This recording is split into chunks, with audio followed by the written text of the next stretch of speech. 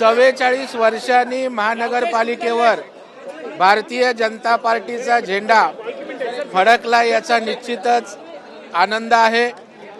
Bharatiya Janata party आणि शिवसेना युतींची सत्ता या ठिकाणी बसलेली आहे आणि मुंबईकरांनी माननीय देवाभाऊंच्या विकासाला त्या ठिकाणी शिक्कामोर्तब केलंय आणि आज या ठिकाणी आमच्यासाठी भारतीय जनता पार्टीसाठी सुवर्ण अक्षरांनी लिहून ठेवावा अशा प्रकारचा आज क्षण आहे।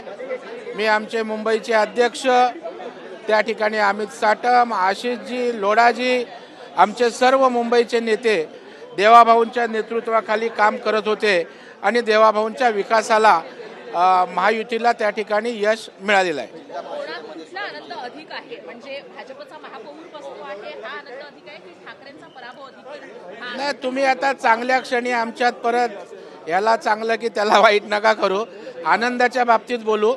आणि ठाकरे सुद्धा काय आमच्या काय खानदानी दुश्मन नाही आहेत, आमचा राजकीय त्या ठिकाणी वैर आहे आणि त्याच्यामुळे त्यांनी सांगितलंय की विकासाच्या मुद्द्यावर त्या ठिकाणी आम्ही सत्तेसोबत असू, आम्हाला मुंबईकरांचा विकास आहे।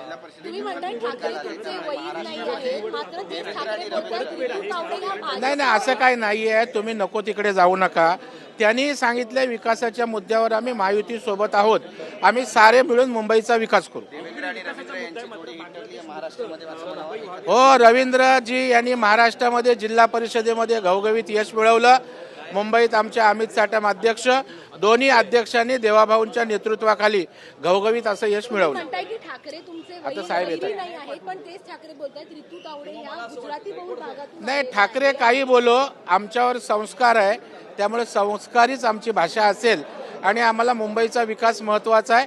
आम्हाला व्यक्तिगत हेवेदावे नको आहे, देवाभाऊंवर विश्वास ठेवलाय, आम्हाला विकास करायचा आहे।